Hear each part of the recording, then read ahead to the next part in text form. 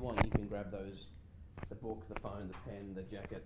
Whoops, I dropped you.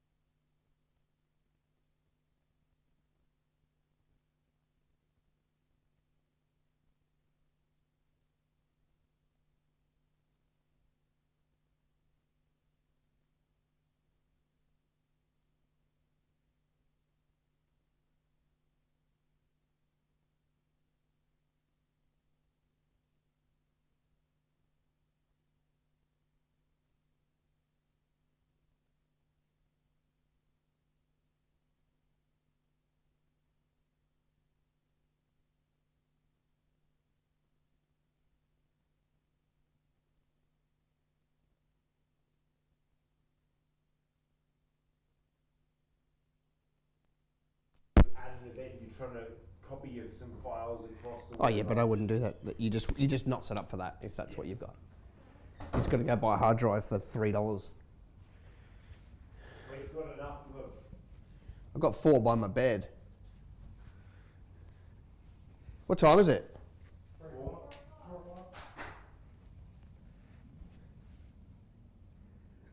That. What do we need? What do we need, Yvonne?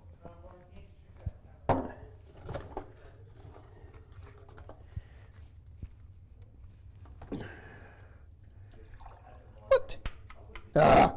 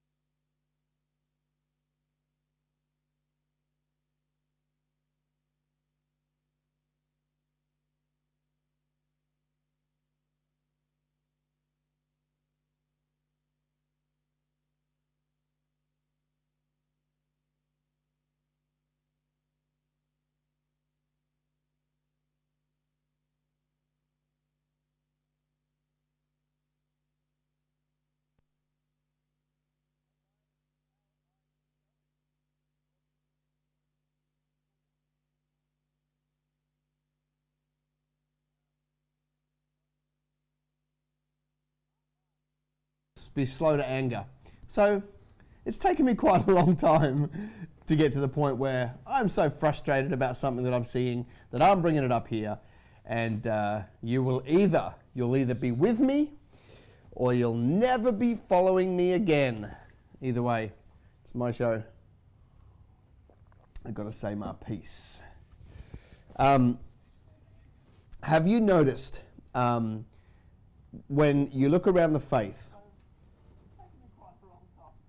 that we demonize everything? Have you noticed that? If you listen to the conversations that take place around you, or you look at the way people, these Christians, are operating on social media, have you noticed that anybody that does anything great or big just gets demonized? And I find it so frustrating, because I am convinced that one of the reasons why we haven't had a great impact in the faith in terms of penetrating culture and discipling nations is because no one wants to go and do anything great anymore, because they're just pushed against their entire life. And it's frustrating me. It's really, really frustrating me. So we can answer some business stuff, but are we good? Is the sound back on? So I just got this bee in my bonnet that we need to talk about, and let's see how we go, right? So I made some notes. This is the kind of conversation that's taking place around the faith. It's like, if you go into business, then you've picked a secular, dirty place. If you've got lots of followers on social media, then you're full of pride and all you're interested in is a public display. If you've got a nice car, you're materialistic and you should have given the money to missions. If you take a photo with a celebrity, you've given yourself over to Hollywood. If you talk about grace, you're a hyper-grace preacher. If you lead a lot of people to Christ, they'll accuse you of not discipling people well.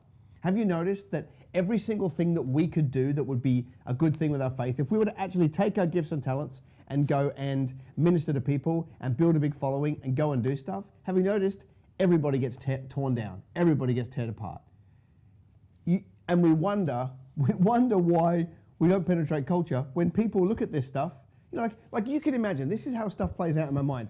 Imagine the Lord moves on somebody's heart and they realize they would like a relationship with God. Let's say they go to social media, they open Facebook, they go to the search bar and they type in #Christian, and then they start looking at what the Christian world have been doing to display their love for one another. And all they can see is memes tearing people apart, horrible conversations, anger, strife, malice.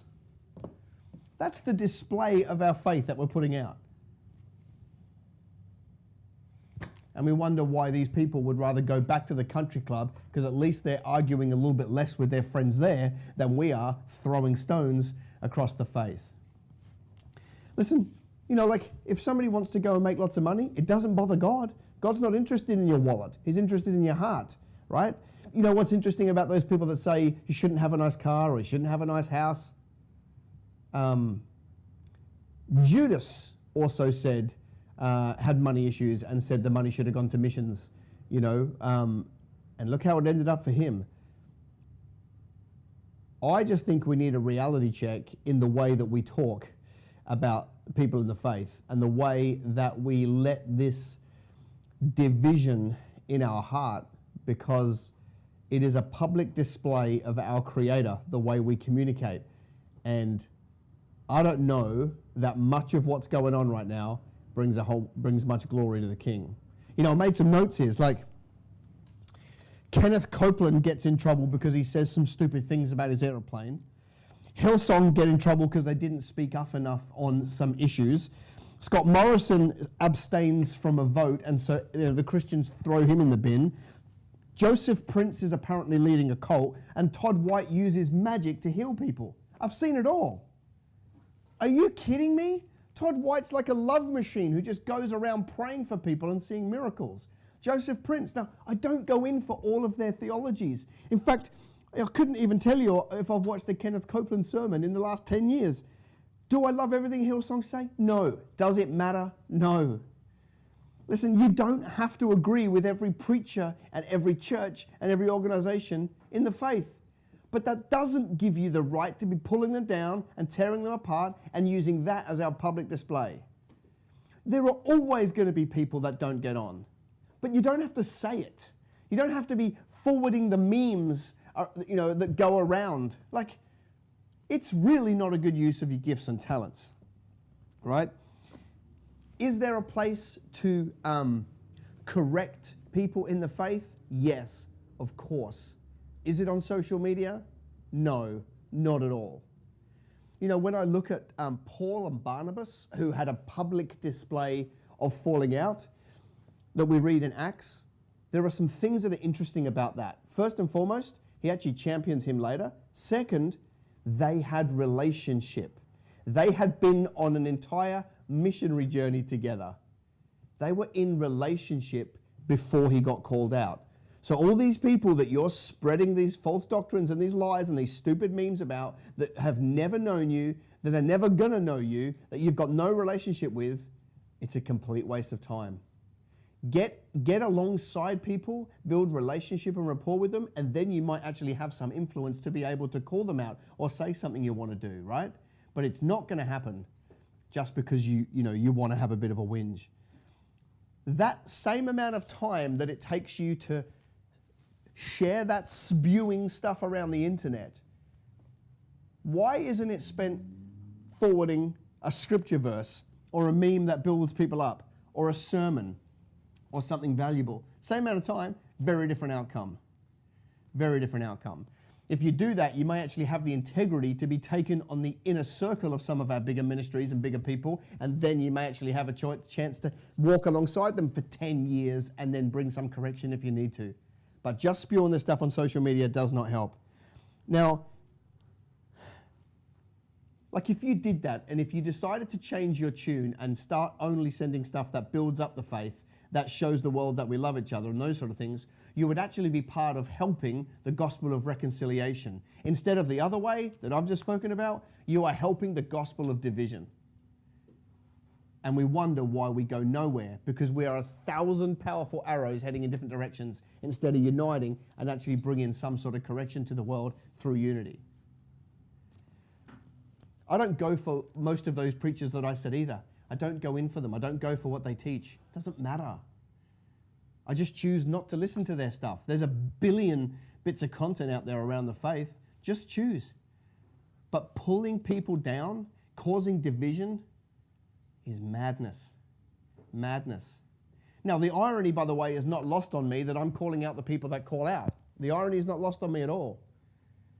But I'm not bothered, because you sending an open letter through social media to somebody you do not know, see, we know what's going on. You're doing that for your own ego and your own reach and your own profile, and you couldn't care less if the other person sees it. If you really cared about them seeing it, you would find a way to contact them in private and maybe build a relationship enough where your open letter content would have some value.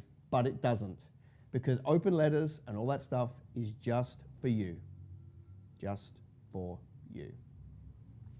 So that's it. My Bible, the Apostle Paul says in my Bible that he would rather the gospel preached incorrectly than not preached at all. So all these people that are getting it wrong according to your flawed worldview, God's still happy with it. One of my favorite things is the conversation around Joel Osteen. Can't say I've watched a sermon ever in full in my life. Don't go in for what he says at all. But I'm not going to criticize a guy that runs one of the largest churches in one of the most prosperous countries in the world. I'm not going to write him off for the I don't know how many people that come to salvation through his church every single week. I'm not going to write him off for the big events and the rallies. I just choose not to follow it. And here's what's really interesting. I hear people say he's got a $10 million house or a $40 million net worth. Great. Would I do that? No. I wouldn't do that if I was him. Does that mean I need to publicly shame him? No. See, and here's what really ticks me off, is that Joel Osteen is not finished yet, right? And who's to say that God hasn't given him a strategy where he does amass a $40, $50 million net worth through his life, and at the very end of his life, he puts on the largest events in the world, and he spends all of his money to do something absolutely great for God. See, we're trying to judge somebody when that job should be God's. He's not finished yet. You're not finished yet. I'm not finished yet. You know what? The same mercy that you receive every morning when you get up, You need to start affording that to the other people in the faith because they need it as much as you do.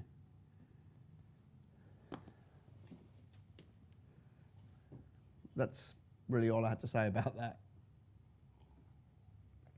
And it frustrates me, as you can see. I just don't think it's helping. You know, you can think what you like about people, but publicly going out of your way to invest your time to pull them down is a really bad idea, right? You know, all of those people I mentioned, right? You know, Brian Houston, Hillsong, Joel Osteen, Kenneth Copeland, me, you.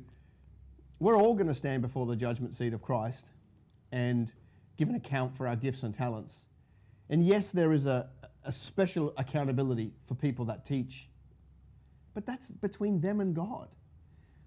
See, just like it would be crazy for somebody to have to stand before the judgment seat of Christ and say, I taught the Bible wrong, it's going to be just as sad for the person that stands before the judgment seat of Christ to give an account for their life, and the best they can muster up is, well, what I did with my life, Lord, was I shared conspiracy theories and negative press on social media, hoping to bring correction to somebody I don't know. That's going to be an awkward moment, and not one you want to go have. That's me. I'm ranted out. So I believe we have a caller. It's going to be interesting how we do a transition from me getting frustrated and angry into trying to be nice to our caller. But we'll give it a go. We shall give it a go. I can't hear. Should I? Okay, good. Aha, there we go.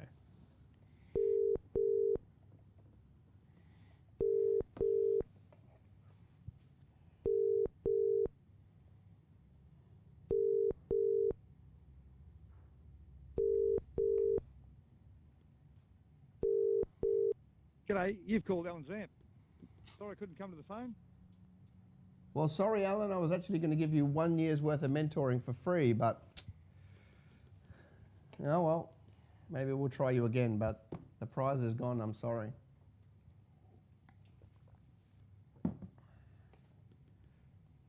All right, we'll bring it straight back. Good.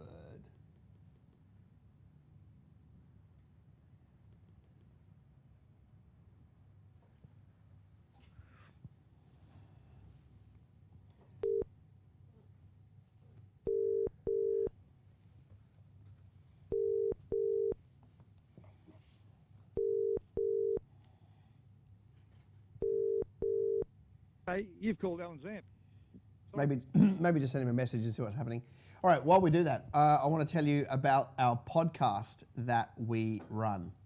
I don't know if you know this, but every single day we put out a podcast on iTunes podcast, Google podcast, and Spotify, and every single day. But you know, a lot of that stuff that goes on there is this stuff that I'm doing for you guys. But there is an extra piece of content. There's an extra series that goes on podcast that goes absolutely nowhere else. So I want to encourage you to go and check out our podcast. Right, we'll put the links in the comments below, so you can click and go straight to iTunes if you're iOS, straight to Google Podcast if you're Android or whatever, Spotify if you've got that app. So we'll put links in so you can go straight there to the Kingdom Business Podcast. But it's really cool because we're doing a leadership series.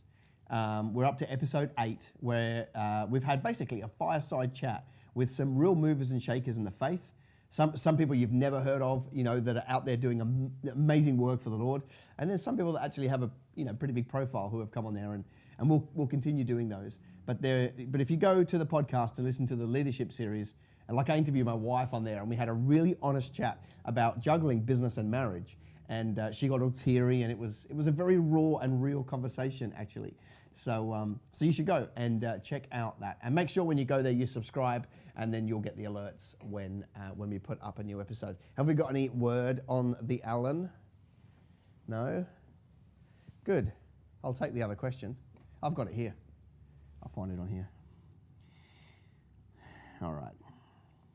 Let's see. There was a question that came in on the line, so I will see if I can find it and then do my very best to answer it. All right. All right, so Lee asks, how should we as believers handle requests to do jobs we don't feel are ethical? For example, today I had someone ring me to provide AV for a clairvoyant show. She didn't sound too impressed when I told her I wouldn't do it for religious grounds. I could have just said, sorry, I'm not available that day, but that seems a bit phony considering I was available. Well, first and foremost, Lee, well done for having, the ethics to be honest.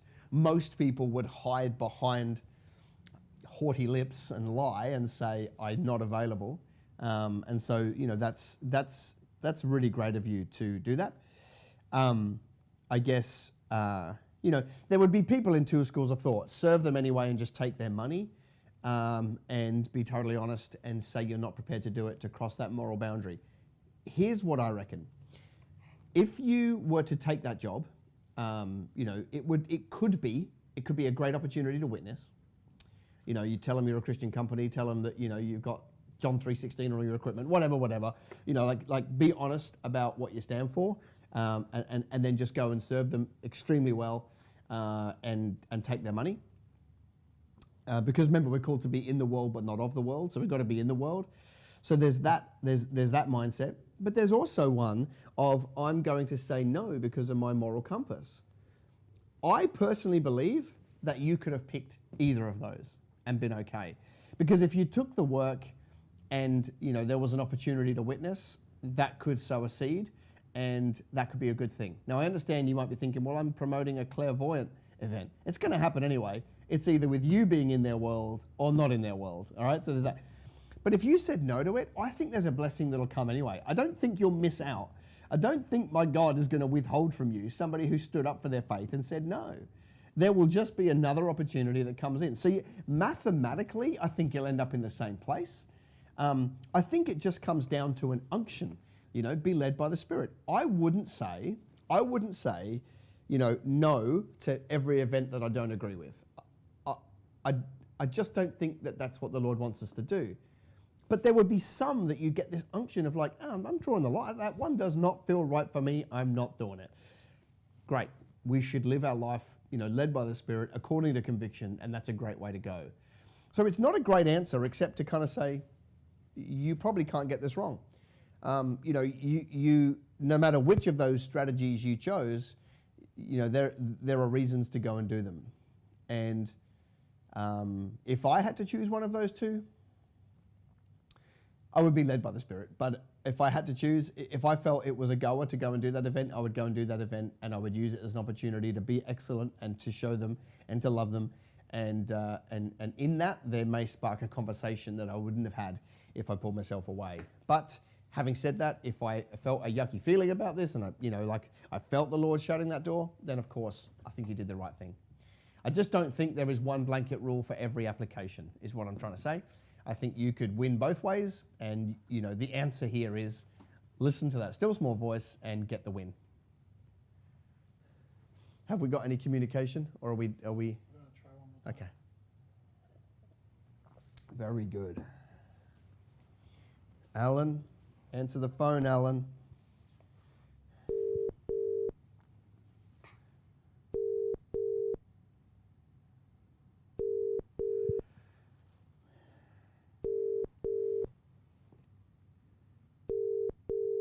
G'day, you've called Alan Zamp. Sorry I couldn't come to the phone. I want to leave a message. Thank you. Hey, Alan Zamp. This is the third time we've called you for Kingdom Business TV. The advertising is very expensive on this show, so I'll send through the invoice immediately. Thank you. Well, guys, that will bring a wrap to this episode. I know it was a bit ranty and a lot to listen to, but that's how I felt, and now I've got it off my chest. So I feel great. And, and maybe when somebody starts sending that rubbish across your path, you can go to them and say, hey, it's probably not a good idea. It's not building up the faith. It's not bringing God any glory, and you look like a wally. And maybe we can start to stamp out this gospel of division that has crept into the faith through social media. And maybe we can start speaking kindness and love and exhortation and edify And then when people look at what we're talking about, maybe they'll be attracted to us because they'll know that we love each other. They'll know that we're Christians because we love each other. And I reckon that's a good idea. All right, that's it. End of the episode. I will see you Thursday at the same time. Bless you.